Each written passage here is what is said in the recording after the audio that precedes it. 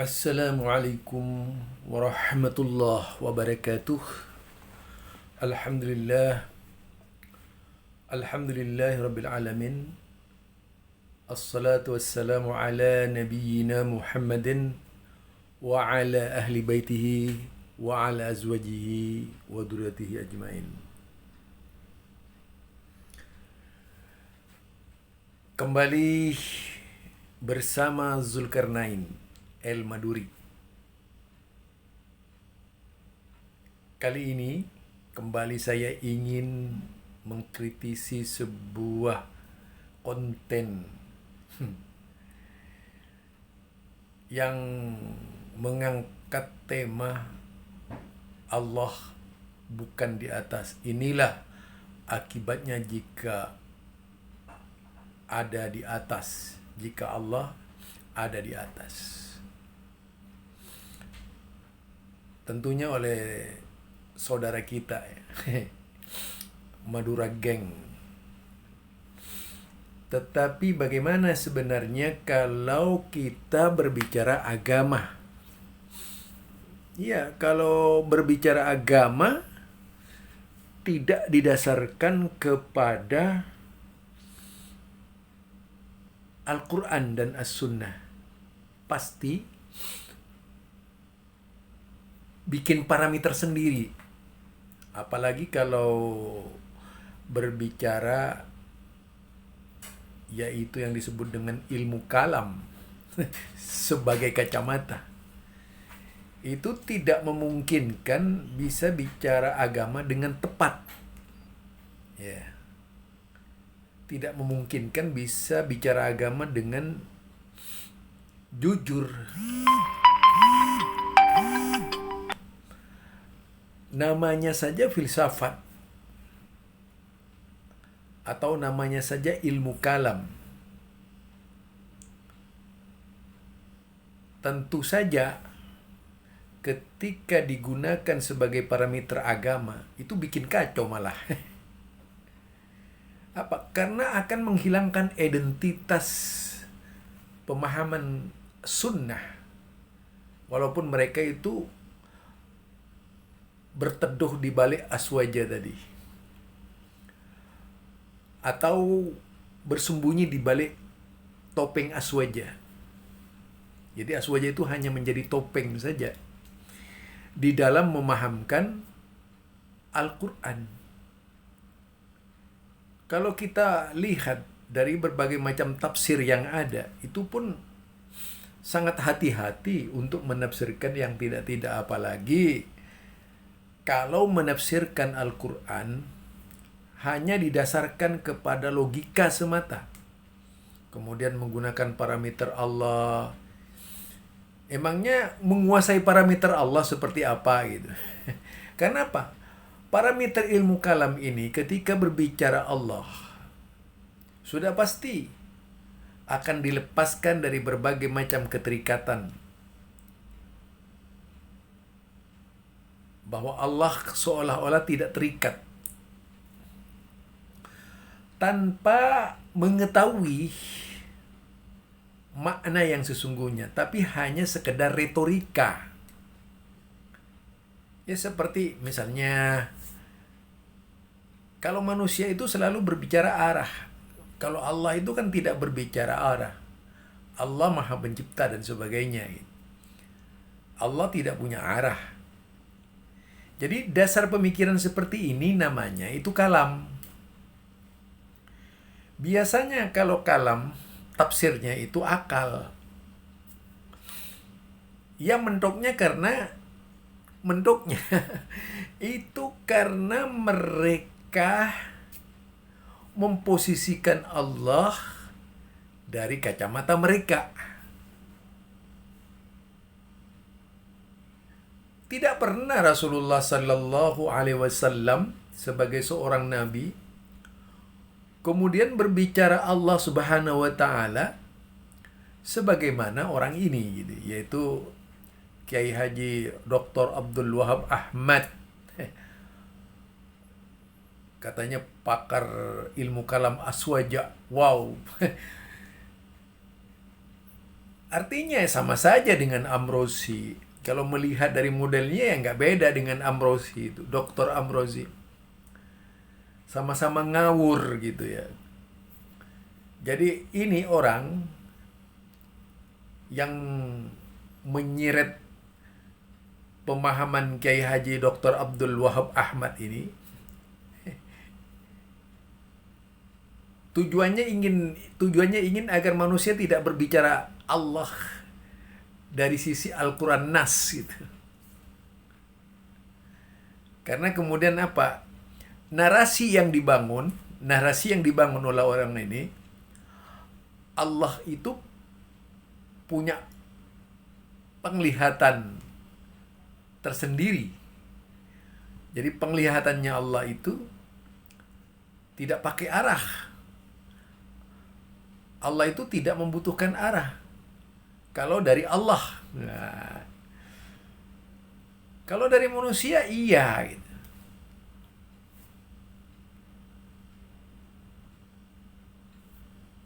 Manusia membutuhkan arah untuk menunjuk Allah. Seperti di kiblat dan sebagainya. Kemudian menggambarkan Allah di atas dan sebagainya. Ketika Allah dekat kepada diri manusia, min hablil warid misalnya, itu dikatakan sudah terlepas dari alam.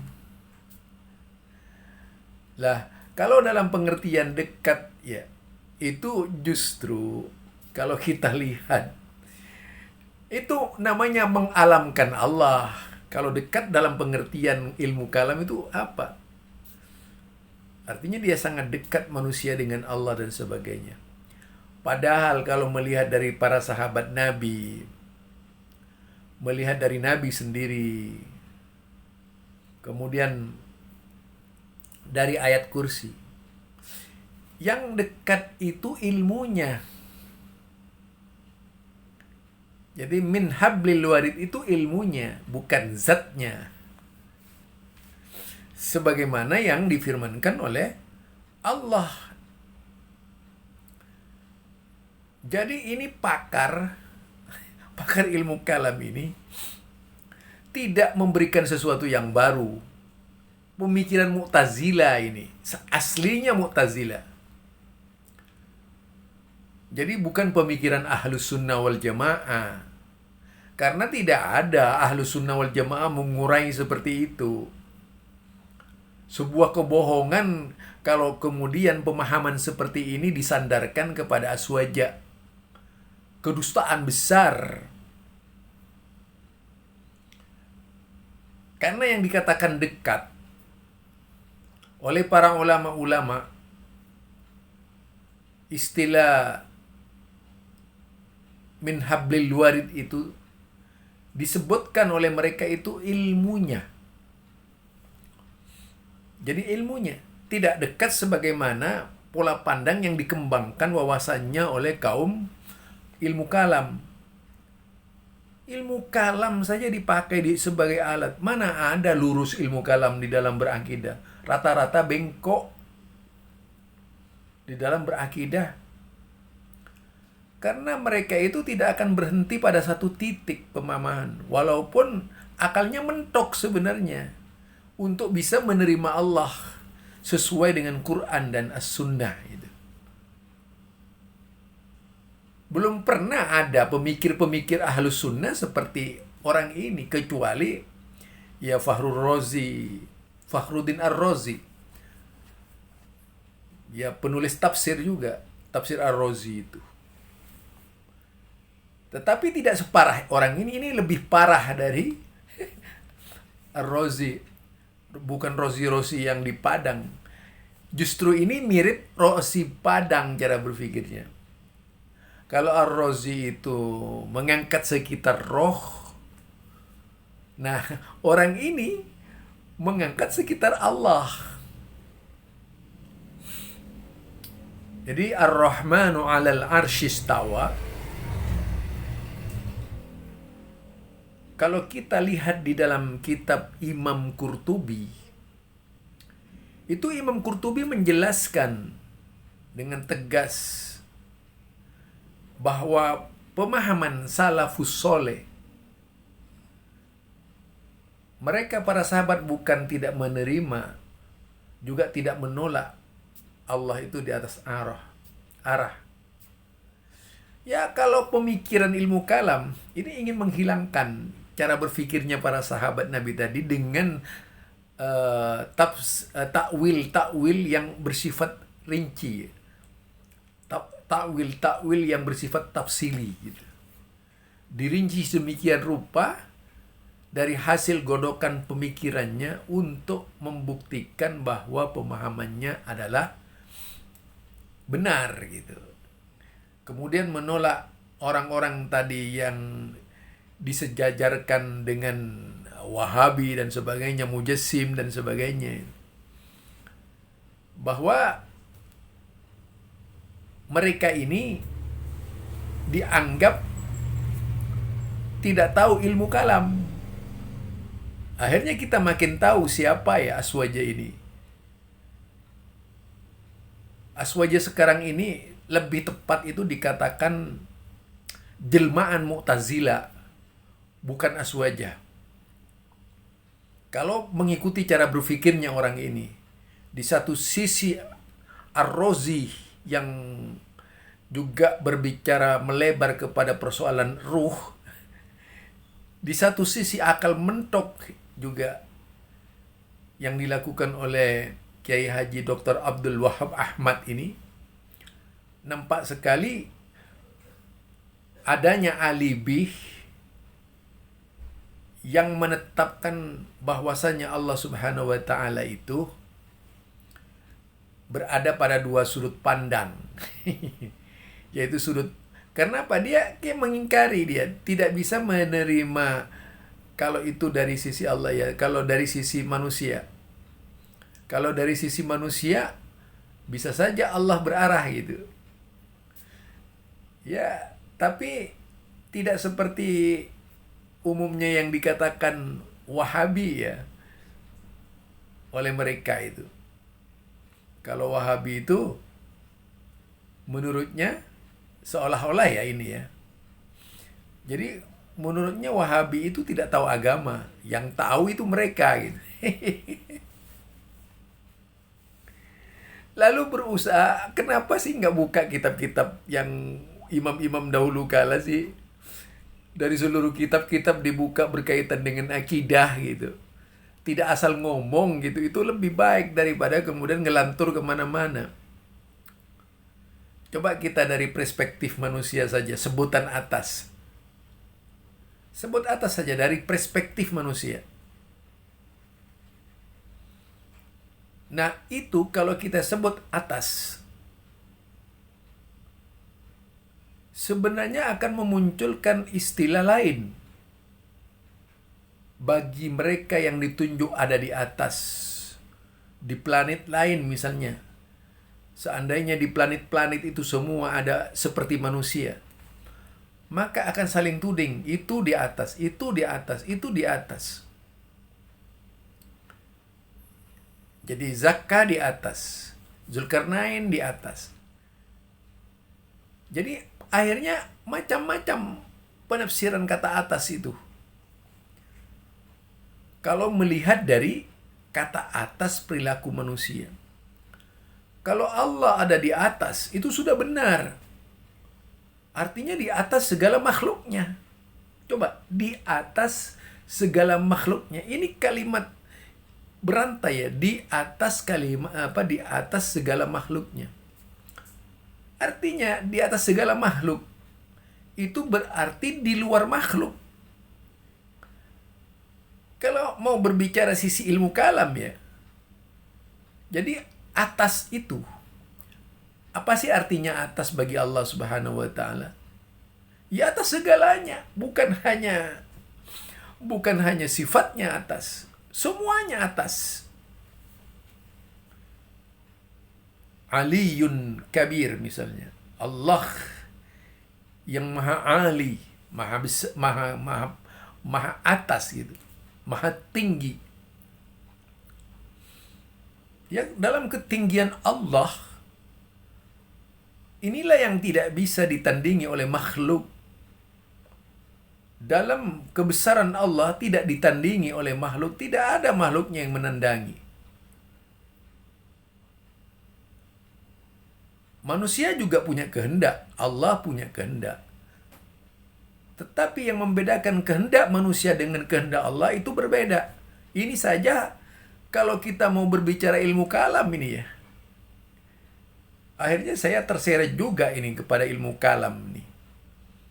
Allah melihat, manusia melihat. Apakah kemudian bisa dikatakan bahwa manusia itu dengan Allah ada musabbihat? Tidak. Tapi mengapa ketika disebut tangan langsung musabbihat? Inilah ketololannya. Jadi kalau mau dilihat ketololannya di sini gitu. Dia mau menerima sami, Allah maha mendengar gitu. Manusia mendengar. Iya kan? Tapi tidak berarti pendengaran Allah dengan pendengaran manusia itu sama. Laisa kamislihi syai'un wa huwas samiul basir. Itu dasar utama pembicaraan kita. Kalau mau disebut sami basir. Allah melihat, Allah mendengar.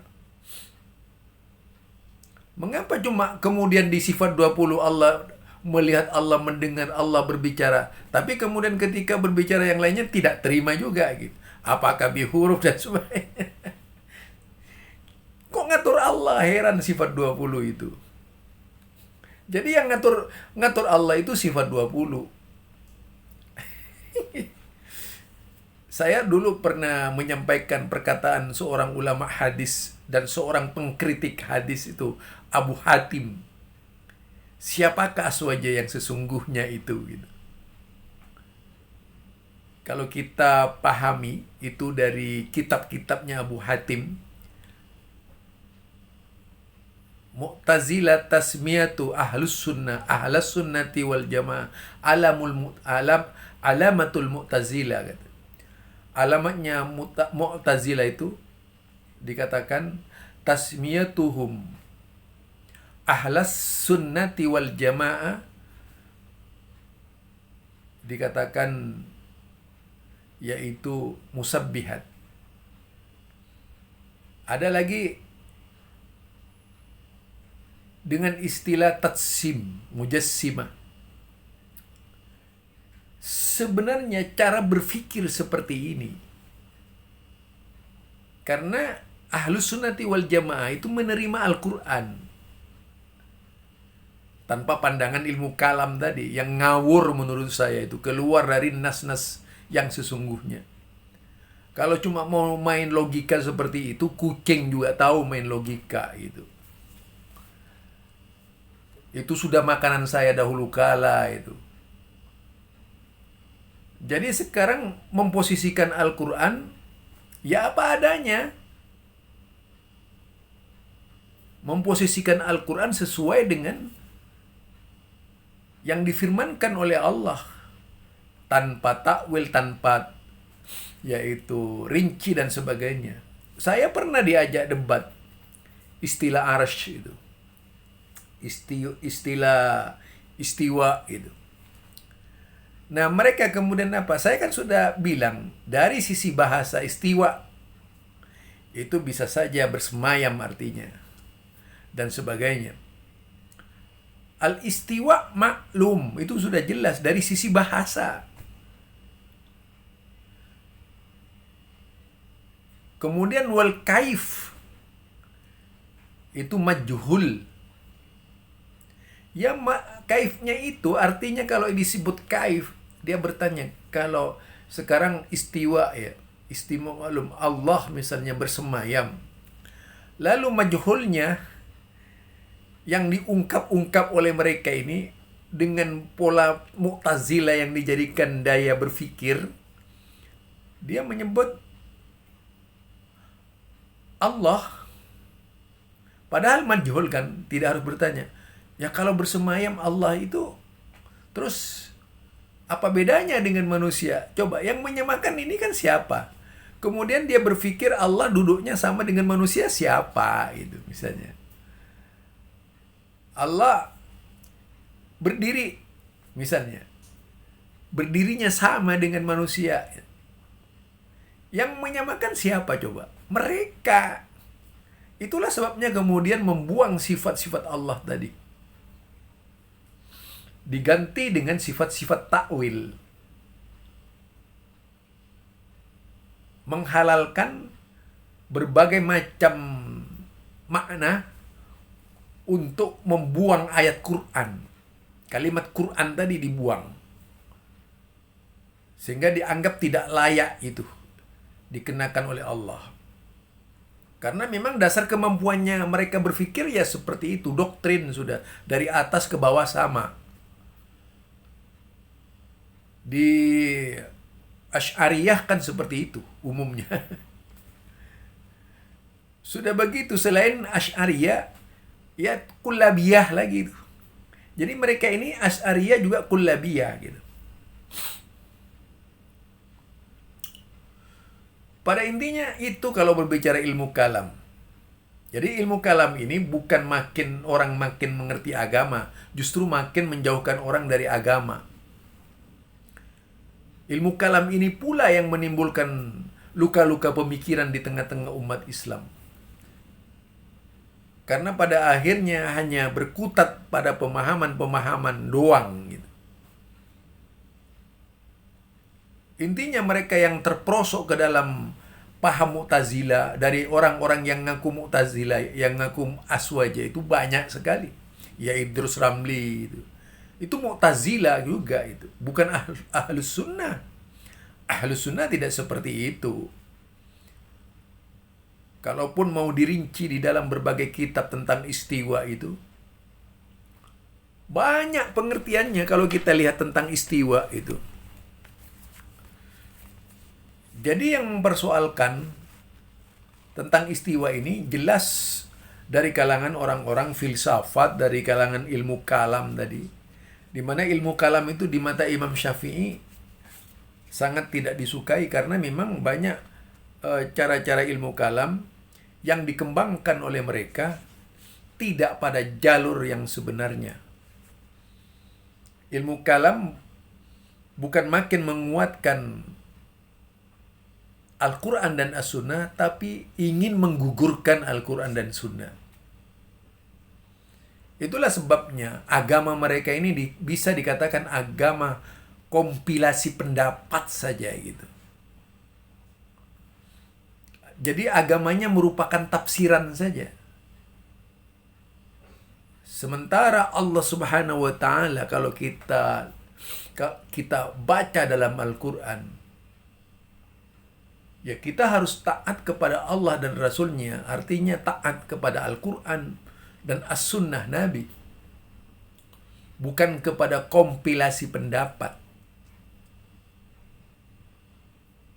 Jadi kompilasi akidah ya. Akidah Asy'ariyah. Jadi kalau itu dipakai sebagai dasar pemahaman, ya kacau lah cara berpikir umat Islam itu. Agama dibentur dengan filsafat, kacau balau. Karena memang kebanyakan korbannya filsafat banyak ini. Murtadin itu kan dari filsafat.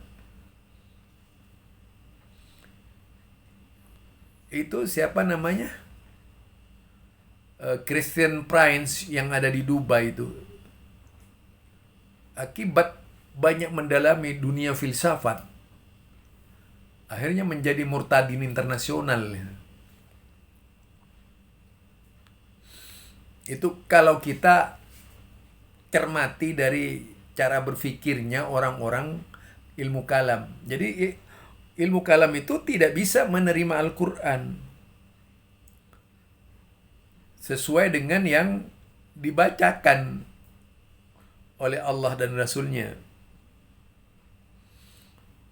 Mereka berpikir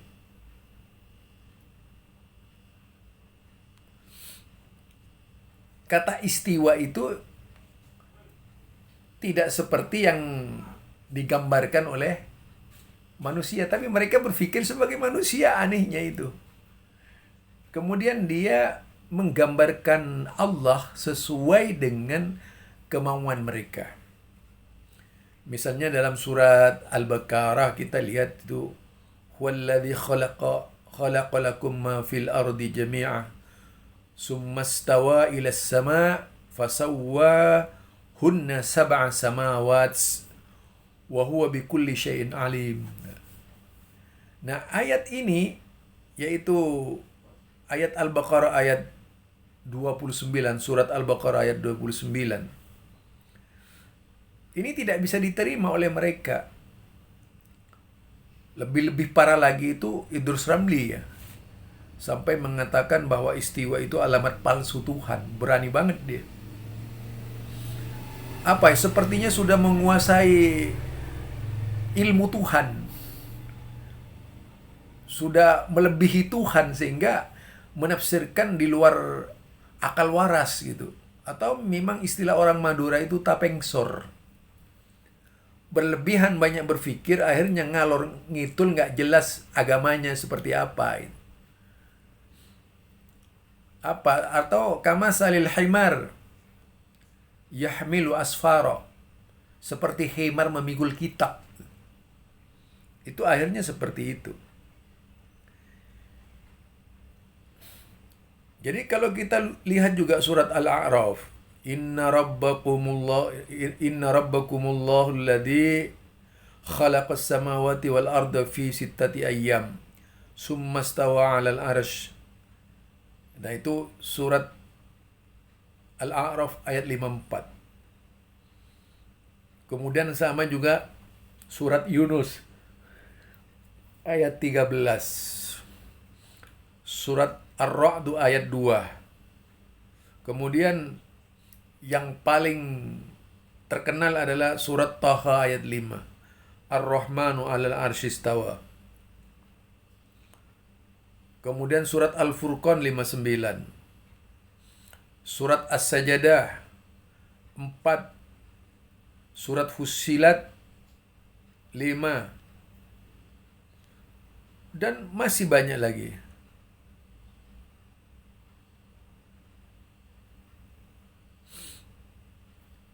Kemudian surat Al-Hadid, yaitu ayat 4. Itu ayat-ayat yang berbicara tentang istiwa. Di dalam hadis banyak lagi. Belum lagi kemudian dari kalangan ulama-ulama salaf, yaitu yang terdapat dalam kitab At-Tabari Al-Lalilkai. Jadi kalau kalau ilmu kalam itu mengenyampingkan semua kitab. Jadi yang digunakan logika semata, penyesatan itu namanya.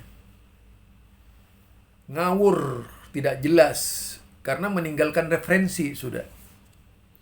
Kalaupun ada referensinya, sudah pasti adalah referensi yang mengutamakan akal daripada Quran dan As-Sunnah gitu. Itu kebiasaan Mu'tazilah dahulu kala. Jadi bagi saya, bukan menambah beriman, malah ini ngawur gitu. Bukan penjelasan agama yang seharusnya dijelaskan, tapi ketidakterkendalian pemikiran berakibat fatal dengan memberikan pola tafsili terhadap ayat Allah berdasarkan parameter diri. Dia mengatakan bahwasanya kalau Allah sendiri memandang tidak ada arah. Kalau manusia boleh jadi pakai arah, seperti arah kiblat dan sebagainya, atas. Karena memang Al-Quran diturunkan untuk manusia. Nah, pemikiran seperti ini, pemikiran yang salah. Jadi pemikiran yang benar, memang itulah firman Allah yang menerangkan tentang dirinya, di mana Allah. Kemudian yang perlu dipelajari lagi adalah sifat-sifat Allah. Jadi kalau sifat-sifat Allah itu tadi yang dikatakan, misalnya Sami Basir, Sami'an Basiran diterima oleh mereka itu. Mutakalliman gitu. Itu diterima. Tapi dia tidak bisa menerima ketika Allah berfirman tentang istiwa tadi itu. Ketika Allah berbicara lima khalaqtu biyadai, yaitu Adam yang diciptakan dengan kedua tanganku. Jadi mengapa engkau tidak mau beriman kepada orang yang diciptakan dengan kedua tanganku? Lah itu ditolak oleh mereka semuanya, sifat-sifat seperti itu. Gambaran hadis tentang wajah dan sebagainya. Kemudian ketika ada kata wajah yang tidak dikaitkan dengan Allah, itu ditarik-tarik oleh mereka ini. Cara menafsirkannya. Artinya memang mereka itu tidak paham tentang Al-Quran ya. Kan meskipun banyak orang Arab juga ya, ada Arab yang Mu'tazilah itu ada. Artinya mereka ini sebatas memahami dari kemauan dirinya sendiri. Terpengaruh oleh pemikiran yang dilancarkan oleh ilmu kalam tadi. Jadi itulah permasalahannya, di mana umat tidak akan pernah mampu memahami Allah Subhanahu wa taala ketika itu dihidangkan kepada umat menghilangkan identitas Allah. Jadi identitas Allah tadi itu sudah jelas sebenarnya dalam Al-Quran gitu. Kemudian dihilangkan oleh mereka dengan basa-basi konyol di dalam memahamkan Islam kepada umat. Itulah ya barangkali. Jadi bukan menambah pengetahuan apa yang disampaikan oleh Kiai Haji Dr. Abdul Wahab Ahmad tuh. Justru makin mentok gitu mereka itu. Berkutat pada ketidakmampuan akal yang dianggap cemerlang oleh mereka. Padahal tidak mampu tadi itu. Penyajiannya juga sangat diragukan kalau hanya sekedar berbicara seperti itu. Ya nggak ada bedanya dengan Dr. Rozi itu, yang pernah saya kritisi juga ya. Jadi sama-sama bentuk penyesatan tuh. Jadi ini ya, mudah-mudahan bisa menambah pengetahuan bagi mereka yang ingin mendapatkan ilmu. Jangan terlalu banyak menghayal dengan arti-arti yang tidak sejalan dengan kebiasaan ahlus sunnati wal jamaah. Subhanakallahumma wa bihamdika asyhadu an la ilaha illa anta astaghfiruka wa atubu ilaik. Assalamualaikum warahmatullahi wabarakatuh.